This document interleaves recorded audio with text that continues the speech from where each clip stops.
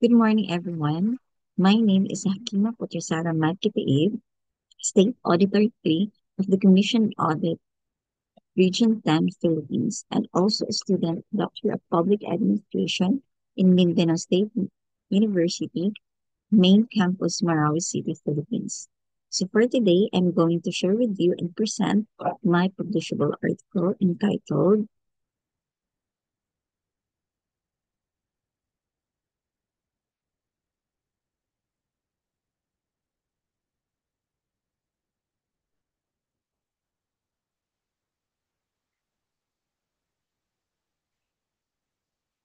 The Issues, Challenges, and Effects of Lowest Bid Rule in Republic Act Number 9184, or otherwise known as the Philippine Government Procurement Law on Procurement Corruption as perceived by the COA auditors of Lana del Norte, Philippines. So in the Philippines, the public procurement plays a vital role in the efficient delivery of goods, services, and infrastructure in the Philippines. So the law that we are currently following is the Republic Act number 9184, or otherwise known as the Government Procurement Reform Act, and this was promoted to this was passed to promote transparency, accountability, and efficiency in public procurement, or to be specific, in the government transactions. So one of the key aspects of this law is that the implementation of the lowest bid rule, which means that the government contracts be awarded to the bidder who offers the lowest price, provided that all the technical and legal conditions are followed. So the winner will be based on the uh, lowest bid rule. The one who bid with the lowest amount will be declared as winner for those contracts of goods and services. But as for the consulting services, which is not part of my presentation, is based on the highest bid rule. So what is the goal of this lowest bid rule? This is to avoid wasteful spending, and this also to promote fair competition and good governance, to hear the principle of transparency, accountability, equity, efficiency, and economy in its procurement process, and also to protect the government from fraud, favoritism, corruption, and inefficiency in public procurement. However, this generated a lot of discussion and criticism as this result uh, accordingly to dishonesty in the procurement practices, lowered project quality, and ineffective government operations were abused. So the viewpoints of the Commission audit, who are entrusted with investigating and guaranteeing the appropriate use of public funds, are especially clear example of this difficulty. So the Commission audit as commission are um, are entitled or are mandated to inspect, to check whether the procurement of every government agencies in the Philippines were aligned and in accordance with the rules and regulations of Republic Act number 9184. So our research questions for this article are the following. This will be answered all throughout the uh, study. So what is the extent of knowledge of the respondents, which is the commission and auditors in Lana del Norte, on the measures set by the Government Procurement Policy Board? This is the board wherein they are the one who implement the policies in the RA 9184 and review the different policies through lowest bidding to ensure a quality contract output. Second, what are the conditions conducive to corruption and the bidding for government procurement contract? Third, what is the perception of the respondents on the effects of lowest bid rule on government procurement in terms of positive and negative effect? And lastly, what policy measures and procedures that can be formulated to minimize corruption as perceived by the COA auditors?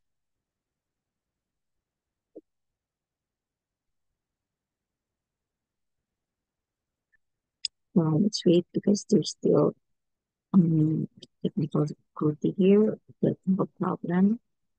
The slide is not moving.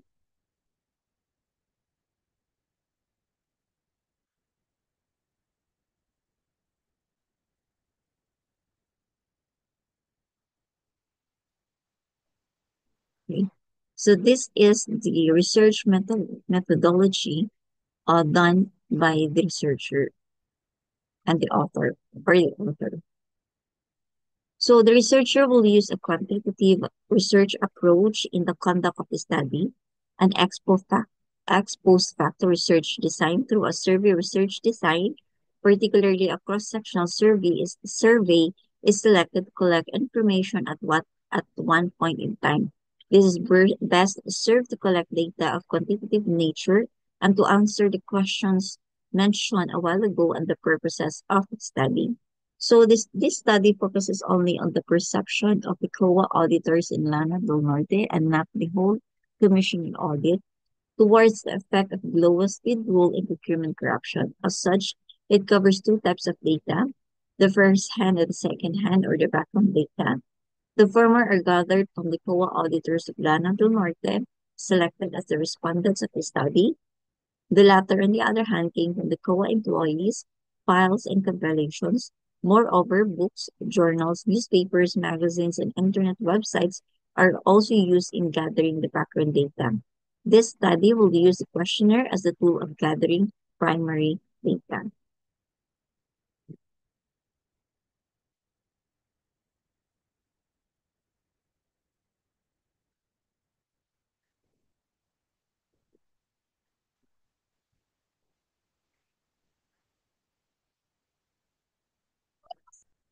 Mhm.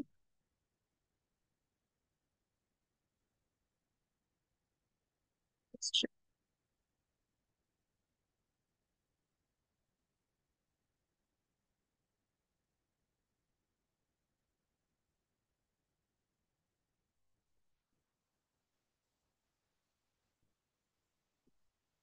Okay, second, a structured questionnaire is prepared for respondents to give appropriate answers.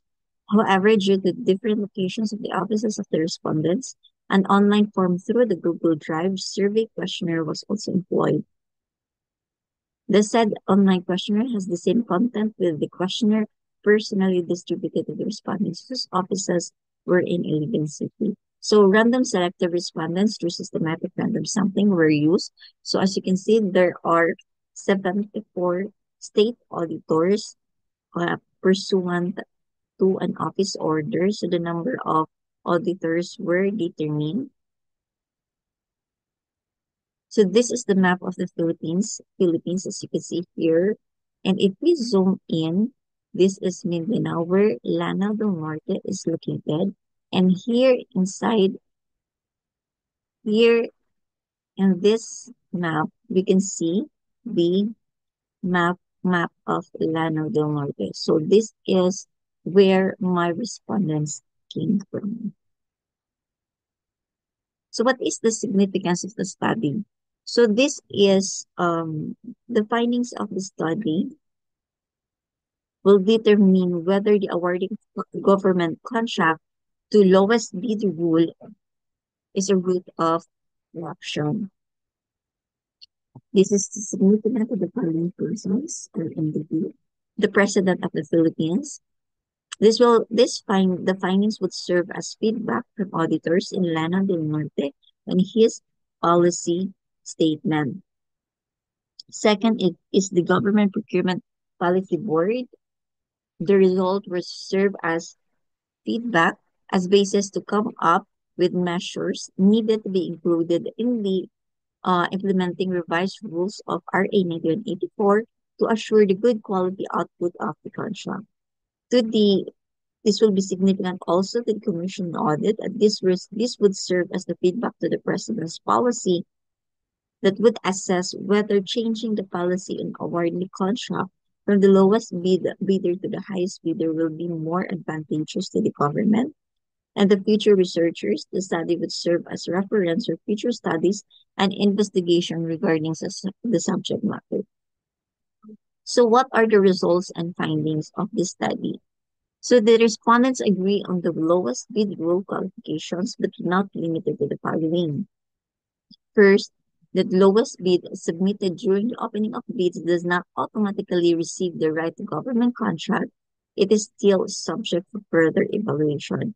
And in actual, this lowest bidder will be subject for a post qualification.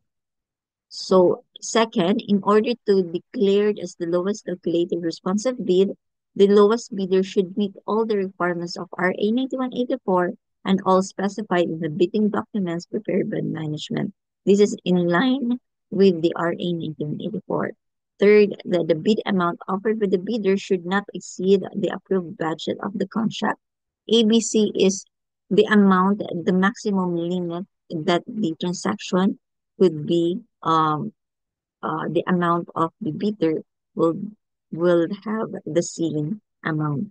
Fourth is that the lowest bid rule promotes fair and open competition, meaning to say it should be open to the public and the invitation to bid would be posted in the Philippine jobs in the Philippines. Fifth is it should promote simplicity on the bidding process. And third, lastly, is either delivers goods and performs infrastructure projects with quality. However, respondents do not believe that the lowest bid rule avoids pollution among the bidders and avoids fraud and corruption.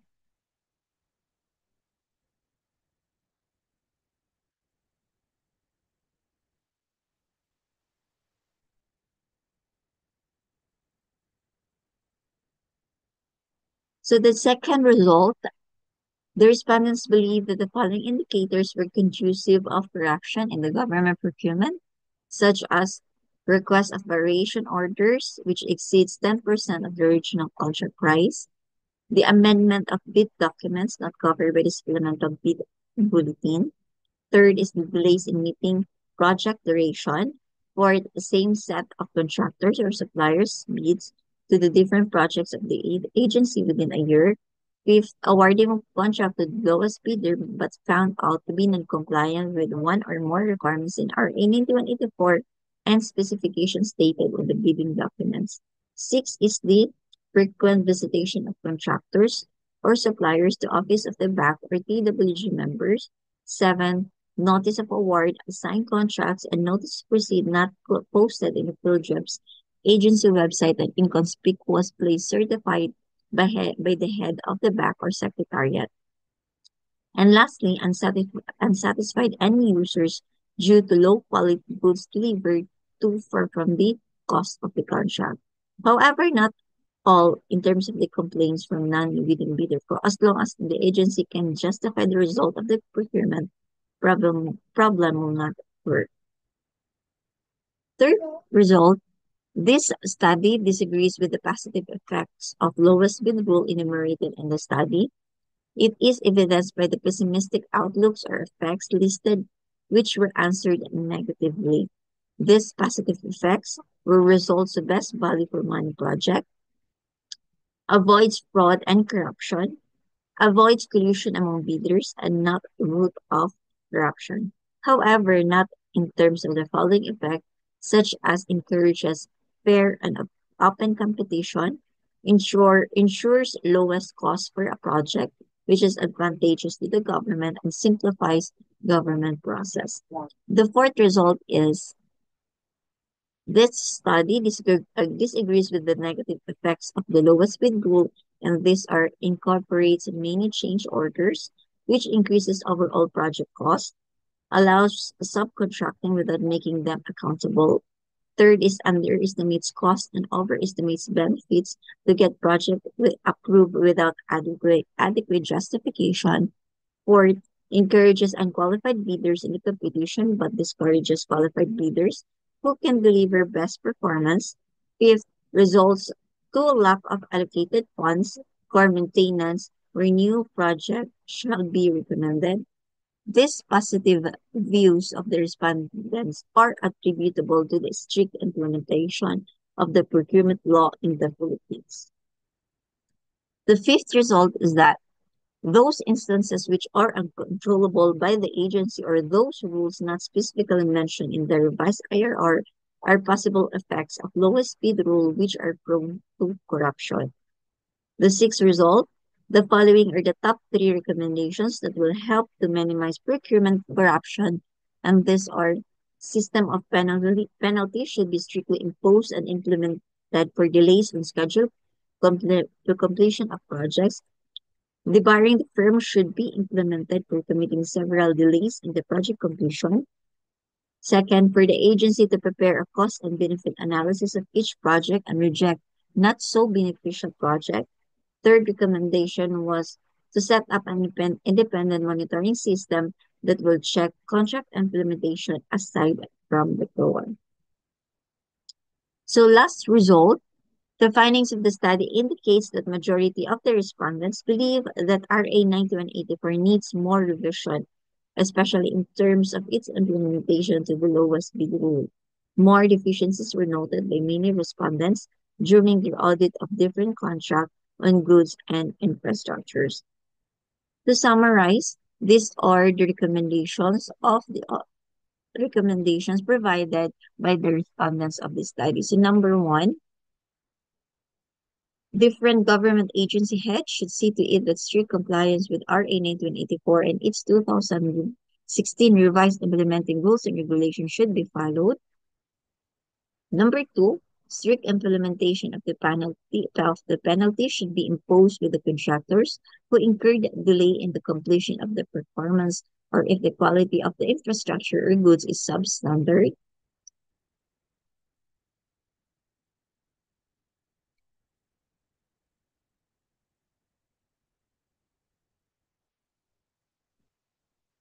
Number three recommendation, for the different government agency had to be a role model and a sample of person with integrity, accountability, and responsibility. If the head of the agency is strict, everybody will follow. Number four recommendation, for the different government agency head to instruct all the employees of the agency, especially those assigned to procurement, to be cautious of any irregularities to make the agency procurement transactions corrupt-free. Number five recommendation is for the Government Procurement Policy Board to make a resolution requiring all the government agencies a cost and benefit analysis report, especially for the info projects and large amount of goods included in the annual procurement plan. This should be attached together with the indicative APP to be submitted during the budget preparation stage to further evaluate the much needed projects for goods. Number six recommendation is for the GPPB to make a resolution allowing claim for honorarium to the allowed observers during the different procurement stages. This will motivate and give them interest to attend the said project. So in actual, there was there are no honorarium given to the observers. That's why many observers do not attend the bidding of a particular agency. So number seven recommendation is for the GPPB and the government to make guidelines for whistleblowers, especially in securing their safety and steps in reporting corrupt or prone projects. So many whistleblowers do not proceed of reporting the irregularities in procurement transactions because they receive no support from the government, especially on their safety.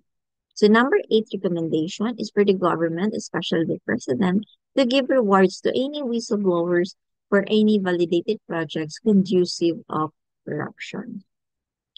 And last recommendation would be this study can be extended to the other areas in the Philippines where perception of other co-auditors will be gathered in this matter. Because this study is the respondents of the study are only COA auditors in COA Region 10, especially in Lanao del Norte. So with that, thank you for your listening, and I hope this research will be of a great help to the uh, constituents and government of the Philippines. So thank you very much and have a nice day. Allah bless us all. Again, I am Hakima Patrusaran Madkitaib, State Auditor 3 of the Commission on Audit, COA Regional Office Number 10 of the Philippines, and a student of Doctor of Public Administration in Mindanao State University, Marawi City Campus, Philippines. So thank you very much. Maraming salamat po.